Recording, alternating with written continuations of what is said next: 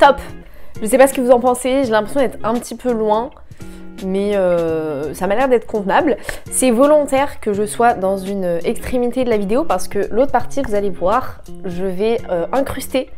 Enfin, je vais essayer, hein, parce que j'ai pas de grand talent de monteuse, mais je vais essayer d'incruster une partie parce que là, c'est nécessaire que vous ayez un support visuel pour la vidéo. Ok, donc écoutez, c'est parti, on commence sans plus attendre. On va répondre aujourd'hui à la question qui m'est le plus posée sur le média. Après, à vrai dire, je trouve ça plutôt logique. Apprendre à utiliser efficacement un code civil pour pouvoir parvenir à ce que tu recherches le plus rapidement possible. Donc là, le but de la vidéo, c'est vraiment pas de feuilleter le code civil. Ça, je pense que tu en es entièrement capable, il n'y a aucun souci. Le but, c'est vraiment de chercher rapidement et efficacement ce que tu souhaites, ok ? C'est bon pour toi? Ah oui, évidemment, les conseils que je vais te donner s'appliquent à l'ensemble des codes, pas forcément que le code civil, bien que la vidéo va porter sur le code civil. Donc voilà, on va partir sur ça pour l'exemple, mais sache que ça s'applique à l'ensemble des codes globalement. Information de base, il existe deux tables dans le code civil. Il y a tout d'abord la table des matières et la table alphabétique. On va commencer assez classiquement, traditionnellement, avec la table des matières. La table des matières, c'est plutôt simple. C'est clairement un répertoire de l'ensemble des notions classées thématiquement. Et je souligne vraiment thématiquement. Donc, par exemple, si tu souhaites rechercher des notions concernant les devoirs à mariage, par exemple, eh bien, tu vas chercher le titre, le chapitre, la section concernant cette notion-là, et ainsi tu vas tomber sur l'ensemble des articles qui réglementent cette notion. Plutôt simple. C'est vraiment une table des matières classique comme tu as pu le rencontrer dans plein d'autres domaines. Maintenant, ce qui varie, c'est la table alphabétique. Ici, la table alphabétique, comme son nom l'indique, elle répertorie les notions en fonction de leurs lettres, donc de leur alphabet. Donc là, il te suffit clairement juste de connaître ton alphabet et tu devrais t'en sortir.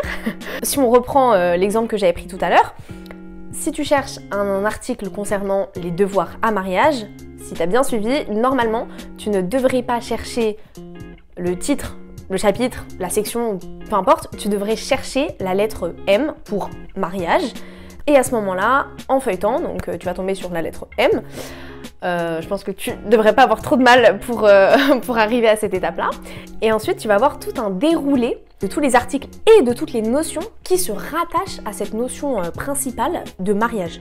C'est assez difficile, notamment en première année, de chercher rapidement l'information que vous voulez. Donc globalement, on post-it. Mais je sais, et j'en ai bien conscience, que dans certaines facultés, les post-it ou les annotations ne sont absolument pas autorisées. Donc il faut vraiment, c'est indispensable de savoir utiliser le code civil. Donc voilà, à l'aide de ces deux outils, ces deux tables-là, globalement, tu vas pouvoir arriver assez rapidement aux notions que tu veux parce que soit tu connais un peu les articles où ça se situe, bon là tu as une tranche d'idée, 1002, 1003, bon voilà, tu as un petit peu une tranche d'idée, et si tu n'as aucune idée, bon bah au pire tu connais ton alphabet, et donc ça va être assez facilement retrouvable.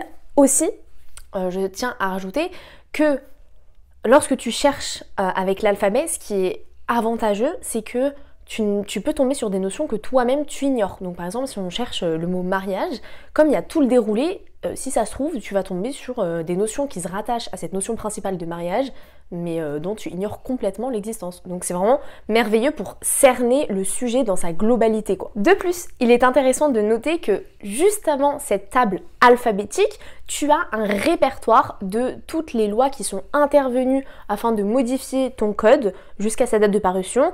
Donc moi par exemple, c'est un code civil datant de 2023, donc il y a le répertoire de l'ensemble des lois qui ont modifié le droit positif jusqu'à 2023, donc date à laquelle est apparu le code civil que j'ai en ma possession.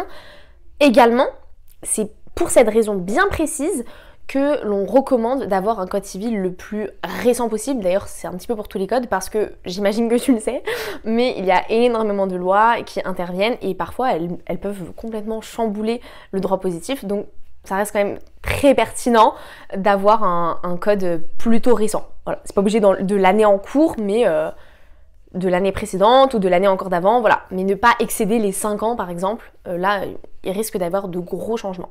Et voilà, tu sais à présent chercher efficacement ce que tu souhaites dans un code civil ou dans tout autre code, mais je pense que tu ignores encore ce que signifient les petits dessins et les petites annotations que l'on peut retrouver en dessous d'un article, tous les petits mots en italique, etc.